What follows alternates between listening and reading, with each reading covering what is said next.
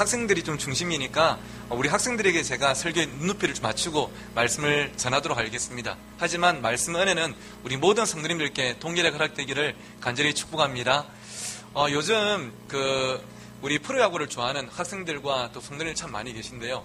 혹시 이 숫자 뭔지 아시는 분 계십니까? 8888577. 야구를 좀 좋아하는 분은 한 번쯤은 들어봤을 건데 이게 뭐 비밀번호 숫자가 아니라 프로야구 팀 중에 롯데 자이언츠라고 제가 제일 좋아하는 팀이 있는데요. 2001년도부터 2007년도까지 순위였어요. 8등, 8등, 8등, 8등, 5등, 7등, 7등을 했습니다. 그것도 지금처럼 10개 구단일 때가 아니라 8개 구단일 때 8등이면 한마디로 꼴등이죠. 늘 꼴등하는 팀이 있었어요. 그런데 이게 도저히 안 되겠다 해가지고 특단의 조치를 내렸는데 한국 야구 최초로 미국에서 외국인 감독님을 모셔왔습니다. 앞에 있는 제리 로이스트라는 이 외국인 감독님을 모셔왔는데요. 너무나 놀랍게도 이분이 부임해서 팀을 이끌자마자 그때부터 롯데 자이언츠가 팀이 완전히 달라져 버렸어요. 늘 지는 것에 익숙한 팀이 이제는 이기는 것에 익숙한 그런 팀으로 바뀌어버렸죠. 알고 보니까 딴 것이 아니라 이 감독님이 선수들을 체력 훈련을 많이 시키고 했던 것이 아니라 이 선수들을 보니까 한 가지가 부족했대요. 그게 뭐냐면 이 마음속에 자신감이었습니다. 늘 지는 것에 익숙하다 보니까 자신감이 사라져버린 것이죠. 우리는 해봤자 질 거야. 우리는 이길 수가 없을 거야. 두려움이라는 게 가득 차게 되었는데 이 외국인 감독님이 시합 때마다 칠판에 적어놓은 것이 이 영어 두 단어였습니다. No fear. 우리 학생들 어떤 뜻입니까? 두려움 없이 해라. 두려워하지 마라. 너희들이 질 거를 두려워하지 말고 자신감을 가지고 나아가면 너희들이 달라질 거다. 격려했는데 진짜 그렇게 팀이 변하더란 말이죠. 근데 성경에 봐도 하나님께서 창세기부터 요한계시록까지 끊임없이 우리에게 말씀하시는 한 가지가 있습니다. 그게 무엇이냐면 같이 한번 읽어보실까요? 시작. 두려워 말라. 창세기부터 요한계시록까지 곳곳에서 하나님은 우리 청소년들에게 성도님들에게 두려워 말라. 두려워 말라 말씀하세요. 그 이유는 무엇이냐면 우리 사람이란 자체가 그만큼 두려움이 많은 존재고 청소년으로서 이 땅의 부모로서 살아가다 보면 우리를 두렵게 하는 문제들이 참 많기 때문이겠죠. 오늘 본문에도 우리처럼 두려움을 만나고 있는 사람들이 있습니다. 그들이 누구냐면 바로 예수님의 제자들이었어요. 오늘 본문의 배경은 무엇이냐면 하루는 예수님께서 제자들을 배를 타고 건너편으로 가도록 보내셨습니다. 칠흑같이 어두운 밤에 제자들이 배를 타고 바다를 건너게 되었죠. 그런데 안전하게 어딘가 도착한 것이 아니라 앞에 본문에 보니까 무엇이 불어오기 시작했다 말씀하십니까? 큰 바람이 불어왔대요. 그냥 바람이 아니고 큰 바람이 불어왔답니다. 그런데 오늘 우리 성경에는 큰 바람이라고 번역되어 있는데 이 성경이 처음 기록되었던 헬라에 보니까 아네무 메갈로라고 되어 있습니다. 이것이 영어 성경에는 게일이라는 단어로 번역이 되어 있는데요. 초속 20km만 넘으면 그것을 우리가 그냥 바람이라 하지 않고 태풍이라 합니다. 근데 게일은요, 초속 25km짜리예요.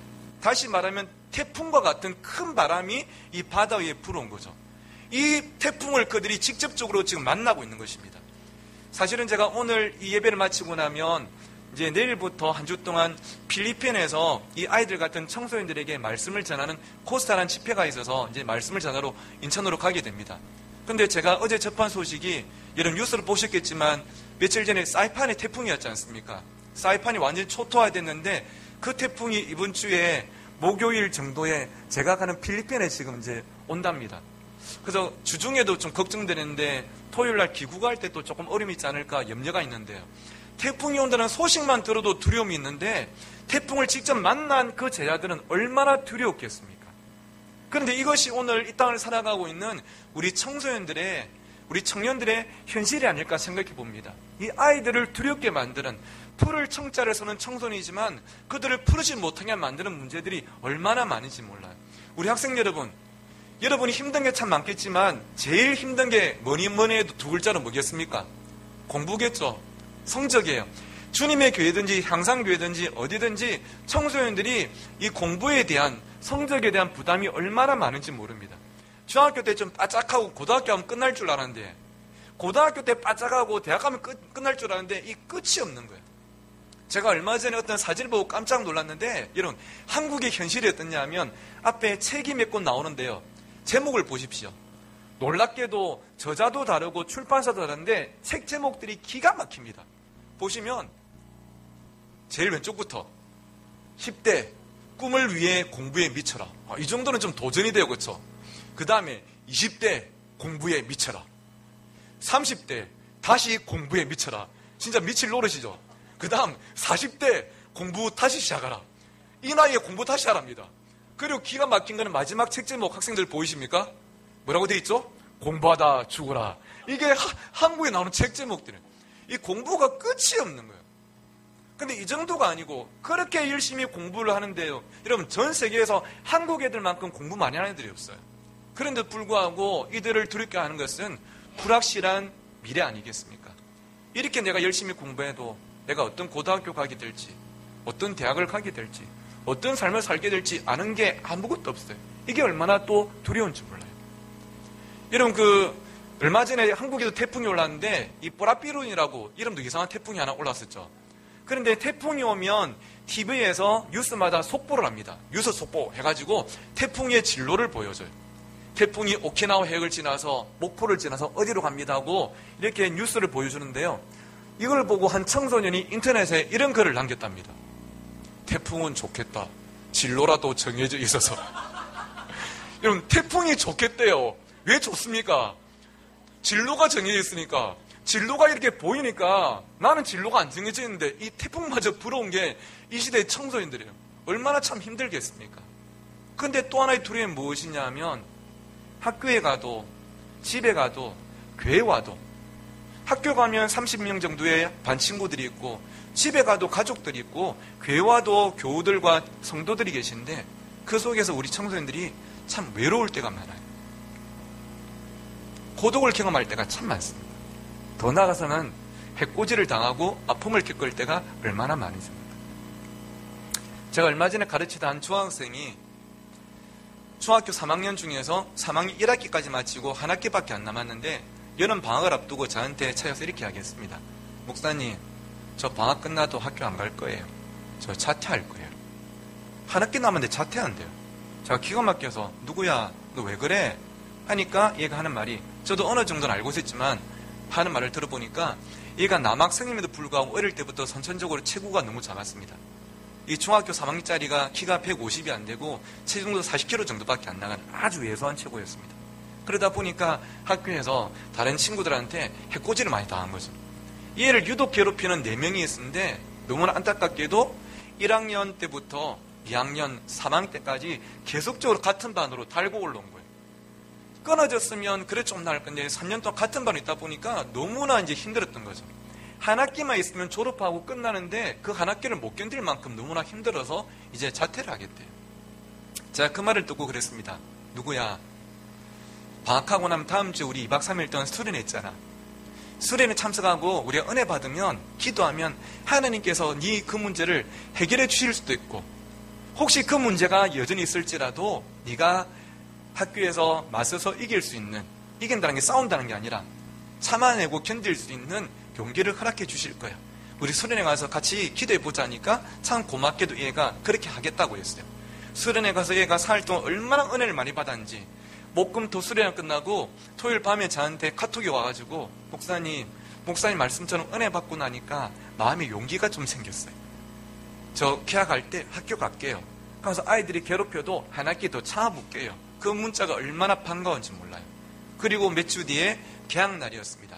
아이들이 다 개학하고 학교 갔는데 오전 11시 30분쯤에 이 아이 이름으로 전화가 왔어요. 개학하고 오전 11시 30분이면 어디에 있을 시간이죠? 학교에 있을 시간이죠. 전화 올 시간이 아닌데 전화가 온 거예요. 제가 그냥 간이 철렁했어요. 아내와 다를까? 누구야? 전화 받으니까 애가 울고 있는 거예요. 은혜를 받았지만 기도했지만 학교에서 또 맞은 현실이 그렇게 녹록지 않았던 것 같아요. 또 힘들었던 것 같아요. 네 어디고? 집에 가고 있어요. 너 집 앞에 돼지국밥집 식당 있지? 나 그쪽으로 할 테니까 거기로 오라고. 같이 밥 먹고 이야기 좀 하자고. 해서 둘이 거기서 만났는데 국밥을 2그릇 시켜가지고 야 먹어라. 먹어야 힘이 나서 이야기를 하지. 우선 먹어라. 해가지고 줬는데 얘가 국밥 그릇을 받고 숟가락을 들더니 이 그릇 안에 있는 것이 이 국물인지 눈물인지 모를 정도로 애가 펑펑 우는 거예요. 목사님 너무 힘들어요. 근데 여러분, 이런 아이들이 한두 명이 아니에요. 관계 때문에 힘든 아이들이 너무나 많아요. 학교 가는 게 두렵고요. 때로는 밤에 집에 가는 게 두렵고, 때로는 섞이지 못해서 주일날 교회 오는 게 두려운 아이들도 있습니다. 이렇게 아이들을 두렵게 하는 문제가 세상 가운데 참 많이 있다는 것이죠. 나의 힘으로는 어찌할 수 없는 그 제자들의 상황이 오늘 이 아이들과 자녀를 키우면서 사업을 하면서 교회를 이끌면서 내 힘으로 어찌할 수 없는 우리의 상황과 참 많이 닮았지 않습니까? 근데 여러분, 이 태풍을 만난 제 아들에게 예수님이 찾아오셔서 무엇이라고 말씀하셨습니까? 우리 같이 20절 말씀 읽어보실까요? 시작. 이르시되 내니 두려워하지 말라 하신대. 여러분, 이들이 태풍을 만나서 두려워했을 때 예수님이 그 늦은 새벽 시간에 바다 위를 걸어서 그들에게 찾아오셨어요. 그리고 하신 말씀이 무엇이냐면 내니 두려워하지 말라, 이렇게 말씀하셨습니다. 여러분, 왜 예수님께서 그들에게 다른 말씀하지 않으시고 내니 두려워하지 말라 말씀하셨을까요? 어떻게 보면 가장 좋은 것은 예수님이 파도를 다 그치게 하시고 태풍을 막으시고 잔잔케 하시고, 아니면 이 제자들에게 두려워하고 있으니까 얘들아 정신 차려라, 배 우연 20도 돌려라, 저쪽으로 가라, 이렇게 말씀하시면 그들이 뭔가 정신 차리고 답이 보일 것 같은데, 왜 예수님 밑도 끝도 없이 너무나 추상적일 만큼 내니 두려워하지 말라 말씀하셨을까요? 저는 이 말씀을 이렇게 받았습니다. 예수님께서 다른 구체적인 것들을 말씀하지 않으시고 내니 두려워하지 말라 말씀하신 것은 다른 것이 없어도 예수님이 내 곁에 찾아오셔서 함께 하시면 우리 인생은 그것만으로도 충분하기 때문입니다.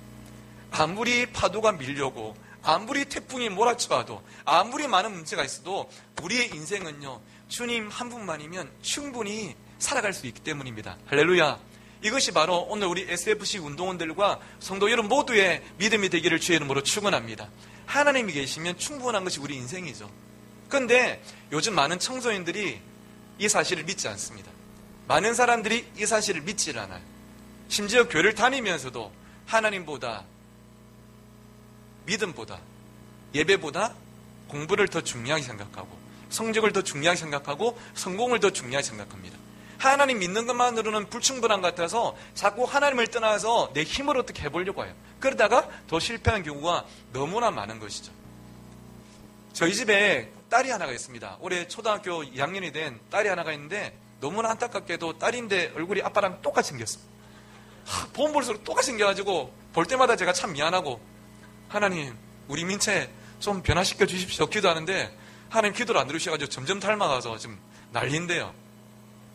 제가 어릴 때는 안 배웠던 요즘 초등학생들이 배우는 특이한 이름의 과목이 있더라고요. 혹시 우리 이 자리에 있는 중고등학생들, 여러분 초등학교 때 융합과학이라는 과목이 있었습니까? 없었죠? 저도 처음 들어봤어요. 근데 요즘 초등학생들은 그냥 과학이 아니고 융합과학이라는 과목이 있더라고요. 뭘 배우는지는 잘 모르겠는데 아무튼 그 시간에 민채가 집에 뭘 들고 왔냐면, 여러분 화면에 있는 게 뭐로 보이십니까? 미꾸라지 2마리를 용기에 담아서 집에 들고 왔더라고요. 융합과학 시간에 받았다면서 하면서 이걸 집에서 키우겠대요. 하면서 엄마 보고 집을 달라는 겁니다. 엄마가 뭐 집이 어디 있습니까? 부동산 하는 것도 아니고. 그래 민채 엄마가 맞다 하더니 냉장고를 열어서 뭘 꺼냈냐면, 우리 어머니들 마트 가면 방울토마토 파는 통 있지 않습니까? 플라스틱 통. 이거를 딱 꺼내서 기가 막히게 집을 만들더라고요. 방울토마토를 딴 데 옮기고 여기에 물을 붓고 미꾸라지를 딱 넣고 닫으니까 이게 투명해서 안이 다 보이고요. 이렇게 손으로 여는 그 공간이 있어서 미꾸라지가 숨도 쉬고 기가 막힌 집이 한 개 생겼습니다. 그러니까 이거 딱 그 만들어주니까 민채가 TV 선반에 올려놓더니 애가 잠도 안 자고 이것만 보고 있는 거예요. 이름도 붙여줬습니다. 한 마리는 미꾸, 한 마리는 라지 해가지고 미꾸야, 라지야, 나는 민채야 하면서 애가 이것만 보고 잠을 안 자는 거예요. 그래서 제가 안 되겠다 싶어서 달랬죠. 민채야, 민채가 자꾸 이거 애들 보고 있으면 미꾸랑 라지가 샤이해서 부끄러워서 애들이 잠을 못 자. 그러니까 민채도 자고 애들도 자고 아침에 다시 만나자. 말도 안 되게 그렇게 꼬셔가지고 설득해가지고 재웠어요. 재웠는데 그 다음날 아침에 일이 터졌어요. 아침에 제가 새벽 기도를 갔다 와가지고 제가 화장실에 앉아 있는데 밖에서 거실에서 민채가 아빠! 아빠! 난리가 난 거예요. 저는 제가 죽은 줄 알았어요. 아빠가 죽지 않는 이상은 나올 수 없는 비명이었는데 놀래가지고 제가 뛰어나가 보니까 민채가 미꾸라지 집 앞에서 발을 동동 구르면서 아빠! 이러고 있는 거예요. 민채 왜 그러냐고 하니까 말도 안 되는 말을 하는 거예요. 뭐라고 하냐면 아빠! 미꾸라지들이 없어졌어! 하는 거예요. 미꾸라지가 없어졌대요. 여러분 미꾸라지가 손이 있습니까? 발이 있습니까? 어디 가겠습니까? 그래서 제가 민채야 미꾸라지 어떻게 없어져? 하고 제가 보고 깜짝 놀랐어요. 보니까 집안에 미꾸라지가 2마리가 없는 거예요. 갑자기 소름이 이것들 뭐지? 미꾸라지 아니었나 싶고 막. 근데 제가 불을 켜고 거실에 불을 켜고 휴대폰을 가지고 이렇게 선반 근처를 비춰보니까 선반 밑에 저 안쪽에 있잖아요. 어두운데 미꾸라지 2마리가 새까맣게 말라서 죽어 있는 거예요. 보니까 이제 안 봐도 이게 동영상이죠. 밤새 얘들이 뭐 한 겁니까? 이 통에서 탈출한 거예요. 이 조그만 공간을 통해 가지고 안에 같이 있기 싫어 가지고 살겠다고 탈출한 거죠. 근데 어떻게 탈출을 했는데 나가 보니까 뭐가 없습니까? 물이 없죠. 그러니까 미꾸라지들이 뭐 푸툭푸툭 하다가 나중에는 뭐 푸툭푸툭 이래가지고 죽어버린 거예요. 물이 없으니까 밤새 새까맣게 말라버린 거죠. 제가 이걸 보면서 2가지를 깨달았는데요. 첫 번째, 이야, 우리 말 중에 미꾸라지처럼 빠져나간다는 게 이런 거구나. 진짜 미꾸라지처럼 빠져나갔더라고요. 틈이 여러분 이만큼 있는 게 아니고 요만큼밖에 없다니까요. 그 틈새를 미꾸라지 2마리가 빠져나갔어요. 기가 막히죠. 근데 2번째 더 중요한 게 깨달은 게 미꾸라지 같은 물고기들은 물을 떠나면 어떻게 되는구나? 죽는구나. 아무리 밖이 동경돼도 밖에 나가면 더 좋을 것 같아도 물고기는 물 안에 있어야 살 수가 있는 거예요. 왜냐하면 하나님께서 물고기를 그렇게 만드셨거든요. 하나님께서 우리 인간을 만드실 때 어떻게 만드셨냐면 물고기는 물을 떠나 살 수 없듯이 우리 인간은 누구를 떠나면 살 수 없도록 창조하셨을까요? 맞아요. 하나님을 떠나면 살 수 없도록 창조하셨어요. 하나님 안에 있을 때 인간은 가장 행복하고 안전합니다. 그런데 인간이 하나님을 떠나버렸죠. 그때부터 죄가 들어왔고 죽음이 들어왔고 불행이 들어왔고 상처가 들어왔어요. 문제가 들어왔습니다. 예레미야 말씀 보니까 이런 말씀이 있습니다. 우리 앞에 있는 화면 보시면서 같이 한번 읽어보실까요? 시작. 내 백성이 2가지 악을 행하였나니 곧 그들이 생수에 근원되는 나를 버린 것과 스스로 웅덩이를 판 것인데 그것은 그물을 가두지 못할 터진 웅덩이들이니라. 예레미야를 통해 하나님께서 고발하신 그들의 현 주소가 무엇이냐면 이 백성들이 나에게 죄를 지었다. 그 죄가 뭐냐면 생수에 근원되는 하나님을 버려버린 것과 하나님, 이제 우리 하나님 필요 없어요. 하나님 없으면 우리가 살지 못한다 생각했는데 하나님 없어도 우리 잘 살 수 있을 것 같아요 하면서 하나님을 버려버렸어요. 그리고 2번째 죄가 뭐냐면 그들이 스스로 물을 모으겠다고 웅덩이를 팠답니다. 그런데 아무리 그들이 힘써서 웅덩이를 파도 이 웅덩이에 물을 모을 수 있을까요? 없을까요? 없어요. 왜냐하면 성경이 딱 지적하고 있죠. 너희가 파는 그 웅덩이는 어떤 웅덩이다? 터진 웅덩이다.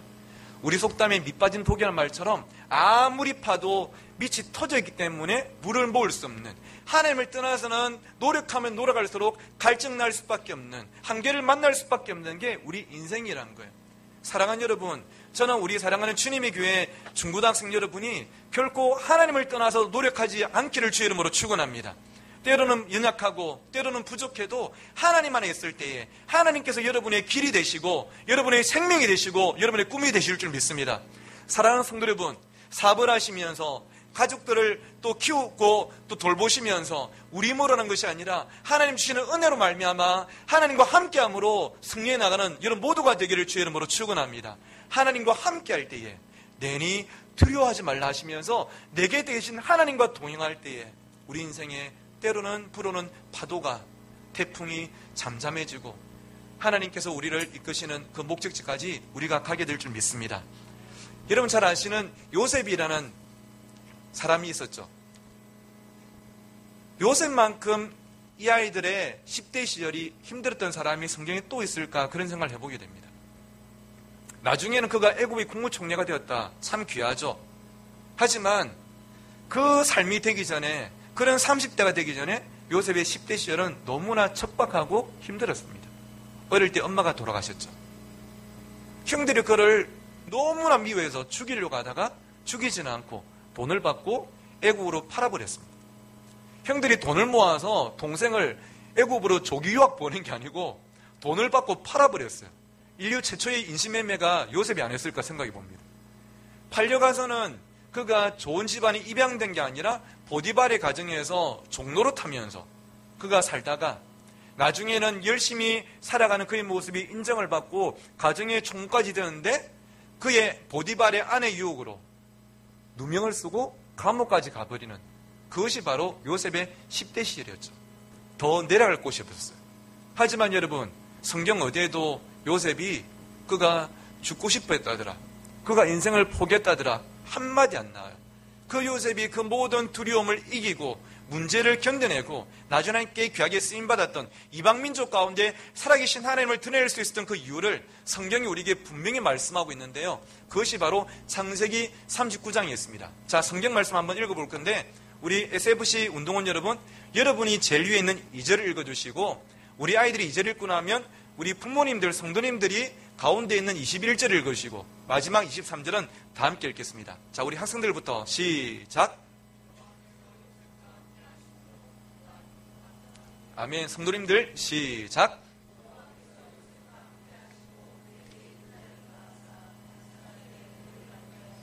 아멘. 다 같이 읽겠습니다. 시작. 간수장은 그의 손에 맡긴 것을 무엇이든지 살펴보지 아니하였으니 이는 여호와께서 요셉과 함께 하심이라. 여호와께서 그를 범사에 형통하게 하셨더라. 아멘. 자, 제가 학생들한테 질문할게요. 학생들은 보십시오. 이 성경 구절 3개 보면 세 구절에 계속 반복해서 나오고 있는 단어가 3개가 있습니다. 그렇죠? 무엇과 무엇과 무엇이 있습니까? 첫 번째, 맞아요, 여호와. 두 번째는 무엇입니까? 요셉. 세 번째는요, 함께예요. 여호와, 요셉, 함께라는 단어가 계속 반복해서 나옵니다. 여호와, 요셉, 함께를 한 문장으로 연결하면 어떻게 되겠습니까? 여호와께서 요셉과 함께 하심으로. 여러분, 요셉이 그 모든 두려움과 문제 앞에서 그가 포기하지 않고 버티고 견디고 그가 하나님께 쓰임 받았던 것은 다른 것이 아니었습니다. 여호와께서 요셉과 함께 하셨어요. 내니 두려워하지 말라 하면서 제 아들 곁에 계셨던 예수님 때문에 그 파도가, 태풍이 잔잔해지고 그들이 그 바다를 걷는 것처럼 요셉이 인생의 쓰나미가 몰려오는 그 어려움 앞에서도 그가 앞으로 갈 수 있었던 것은 여호와께서 함께 하심이라. 할렐루야. 그 은혜가 오늘 사랑하는 SFC 여러분과 우리 성도 여러분 모두에게 경험되기를 주의 이름으로 축원합니다. 하나님께서 함께 하시면 그것만으로도 충분한 것이죠. 요셉뿐이었습니까? 다윗도 마찬가지였습니다. 여러분, 다윗하면 자동적으로 따라 나오는 3글자짜리 이름이 있습니다. 힌트는 골씨입니다. 뭐죠? 맞아요, 골리앗이에요. 다윗하면 교회를 안 다니는 아이들도 아는 이름이 골리앗입니다. 여러분, 다윗과 골리앗 스토리가 어떻죠? 다윗이 골리앗을 이겼어요. 어릴 때부터 이 아이들이 워낙 많이 들어왔습니다. 그러다 보니까 다윗이 골리앗을 이긴 것을 그냥 일반적으로 생각하는데, 여러분, 골리앗은 다윗한테 그냥 그렇게 한 대 맞고 죽을 그런 사람이 아니었어요. 골리앗은 보통 사람이 아니었죠. 다윗이 만났던 그 문제는요, 보통 문제가 아니었습니다. 이 골리앗이 어느 정도였냐면 투구를 쓰고 갑옷을 입고 칼과 창과 단창도 들었지만 무엇보다 다윗과 이스라엘 백성들을 두렵게 했던 것은 그의 어떤 신체적인 조건이었죠. 여러분, 이 골리앗의 키가 어느 정도 됐냐면 전 세계적으로 키가 큰 사람을 몇 명 제가 좀 뽑아왔는데요. 야오 대펜이라는 앞에 있는 앉아있는 중국 여자분이 서있는 옆에 있는 여자분보다 키가 더 크죠. 이 야오 대펜의 키가 몇 센치였냐면 2m 33입니다. 그런데 여러분, 이것보다 더 큰 분이 있는데요. 짱찐카이라는 앞에 있는 남자분은 키가 2m 40이에요. 쩔죠? 짱찐 류엔이라는 이 짱찐 이름이 가진 분이 키가 좀 많이 큰데 짱찐 류엔이라는 이자분은 키가 2m 48이었어요. 앞에 있는 술탄 코센이라는 지금 살아있는 터키 사람은 키가 2m 51이었습니다. 그런데 여러분, 이게 끝이 아니고요. 역사상 공식적으로 제일 키가 컸던 사람이 누구냐면 앞에 있는 로버트 펄싱 웰도라는 사람인데 이 사람이 키가 공식적으로 몇 센치였냐면 2m 74였어요. 혼자 서 있으니까 여러분 감이 잘 안 오시죠? 2m 74가 어느 정도인지. 이 사진은 로버트 펄싱 웰도우가 자기 아들이랑 찍은 사진이 아니고 자기 친형이랑 찍은 사진이에요. 다음 사진은 그의 가족 사진입니다. 이게 2m 74예요. 주일날 교회 가서 찍은 사진인데요. 어디인지 아시겠습니까? 저 왼쪽 끝에 서 있죠. 저게 2m 74예요. 그러니까 이 정도 키니까 평소에 그냥 길거리 지나가도 사람들이 모여가지고 그냥 구경하고 요즘으로 치면 사인받고 셀카 찍어서 인스타에 페북에 올리고 이게 2m 74의 키였어요. 그런데 골리앗의 키가 성경에 보니까 몇 센치였냐면 골리앗은요 2m 90이었습니다. 조금 전에 그 사람보다도 16cm가 더 큰 거예요. 제가 어릴 때 이런 조금 그 운동을 좀 했었는데 제 키가 그때 당시에 170일 때 185짜리 사람이랑 스파링을 했는데요. 15cm 차이지만 그때 느꼈던 위압감은 말로 표현할 수가 없어요. 저는 올리다 보는데 그 사람이 내리다 보고 있어요. 여러분, 이건 자체가 마음의 자신감이 끝난 싸움이에요. 그런데 소년 다윗 앞에, 여러분만한 다윗 앞에, 오늘 우리 그 사회 본 친구 키가 엄청나게 크던데 이 친구보다 체구가 더 작았을 만한 다윗 앞에 2m 90의 골리앗이 서 있는 것입니다. 여러분, 이 자리에 있는 이 아이들이 세상을 맞선다, 세상을 이긴다, 물려오는 태풍과 파도를 이겨낸다? 결코 쉽지가 않아요. 근데 여러분, 다윗이 어떻게 반응했습니까? 다윗이 바라보았던 것은 2m 90의 그 골리앗을 바라본 것이 아니라 다윗은 그 자리에 함께 하시는 살아계신 하나님을 바라본 것이죠. 오늘 이 자리 가운데 나를 두렵게 만드는, 포기하게 만드는 골리앗을 바라본 것이 아니라 나의 눈에는 보이지 않지만 오늘 이 자리 가운데, 나의 인생 가운데 분명히 살아계신 하나님을 바라볼 때에 하나님께서 그 배후에 역사하시고 일하시고 그로 하여금 승리하게 한 것입니다. 이 믿음 아니었습니까? 너는 칼과 창과 단창으로 내게 나오거니와 나는 만군의 여호와 이름으로 내게 나아가노라. 여러분, 이것이 오늘 사랑하는 여러분의 믿음이 되기를 주의 이름으로 축원합니다. 두 가지 때문에 깜짝 놀랐는데, 첫 번째는 어른들이 몇만 명이 모이는 교회 아니겠습니까? 고등부 수련회 청소년들이 몇천 명이 와 있어야 숫자가 당연한데 그 고등부 수련회에 몇 명이 와 있었냐면 88명이 와 있었어요. 어른들이 몇만 명이 모이는데 학생들이 88명이 와 있어요. 다음 세대가 요즘 장난이 아닙니다. 그 교회뿐 아니고 가는 교회들마다 아이들이 없어요. 이 아이들이 이 자리에 있는 거, 여러분, 물이 포도주가 된 것도 기적이지만 이 아이들이 주일날 낮에 교회에 있는 것이 저는 기적인 줄 믿습니다. 이 아이들이 믿음 가운데 잘 자랄 수 있도록 여러분 많이 기도해 주시고요. 잘 왔다고, 고맙다고, 힘내라고 한 번 더 박수로 격려해 주실까요? 근데 두 번째 제가 깜짝 놀란 게, 첫 번째는 88명 앉아 있는 거 보고 깜짝 놀랐고, 두 번째는요, 한 아이가 집회 마치고 저한테 와서 상담을 하는데 진로 상담을 하더라고요. 공부를 하는데 자신감이 없대요. 근데 그 애가 상담하는 가운데 말했던 게 자기 밑에 한 달에 들어간 사교육비가, 과외 받는데 들어간 사교육비가 700만 원이에요. 1년이 아니고 70만 원이 아니고 한 달에 700만 원짜리 과외를 받는데요.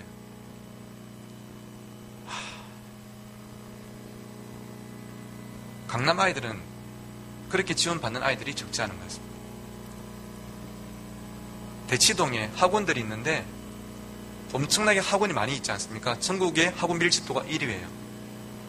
그 대치동에 어떤 학원을 다니면 우리가 흔히 말하는 스카이 대학은 거의 100% 보낸답니다. 아주 놀라운 학원이죠. 그런데 여러분, 어떤 학원이 또 대치동에 같이 있냐면 방금 말했던 이 학원만 다니면 스카이 보내는 이 학원은 아무나 못 들어가고 시험 쳐서 들어가는데 이 학원에 들어가게 만들어주는 학원이 따로 있답니다. 진짜로요. 어떻게 하면 이 학원에 들어가는 시험에 합격하는지를 이 학원에서 가르쳐주는 거예요. 끝이 없어요. 세상적인 관점으로 바라보면 앞으로 어떻게 살아갈까 싶은데, 저는 세상의 관점이 아닌 하나님의 관점을 바라볼 때에 골리앗 앞에 선 다윗의 모습을 이 아이들의 모습 속에서 봅니다. 우리 부모로서 해줄 수 있는 건 많지 않지만, 하지만 살아계신 하나님께서 이 아이들과 함께 하시고 지혜를 주시고 건강하게 하시고 꿈을 주실 때 이 아이들이 골리앗을 넉넉히 이겨내는, 그들 인생 가운데 불어오는 파도와 태풍을 이겨내고 하나님이 목표하신 그곳을 향해 묵묵히 달려나가는 하나님의 사람으로 살아갈 줄 믿습니다. 말씀을 맺겠습니다. 사랑하는 SFC 운동원 여러분, 오늘 이 예배를 마치고 나면 또 여러분에게 여러분을 두렵게 하는 문제들이 찾아올지 모릅니다. 만약에 오늘 이 시간에 목사님 이 자리에서 여러분에게 설교하면서 사랑하는 청소년 여러분, 여러분이 오늘 예배 드리고 나면 성장판이 열려서 키가 크고 여러분 내신이 1등급이 되고 여러분 좋은 여자친구 남자친구 만나고 여러분 대기업에 들어갈 거예요 말하면요, 여러분 그것은 설교가 아니에요. 그건 구라예요. 신앙생활은 그런 게 아닙니다. 신앙생활은 내가 믿음이 있어도 때로는 나를 작아지게 만들고 힘들게 하는 두려움들이 또 찾아와요. 진짜 믿음은 그 앞에서도 작아지지 않고 나의 삶을 해석해내며 나아가는 것들이 진짜 믿음인 줄 믿습니다. 용인에 참 많은 교회가 있지만 용인에서 가장 믿음이 좋고 가장 귀하게 쓰임받는 우리 주님의 교회, 더하기 향상교회 되어지기를 주의 이름으로 축원합니다. 마지막 한번 따라 하실까요? 내니 두려워하지 말라. 이 말씀 붙잡고 승리하는 우리 주님의 교회 청소년들과 성도 이름 모두가 되기를 주의 이름으로 축원합니다. 제가 기도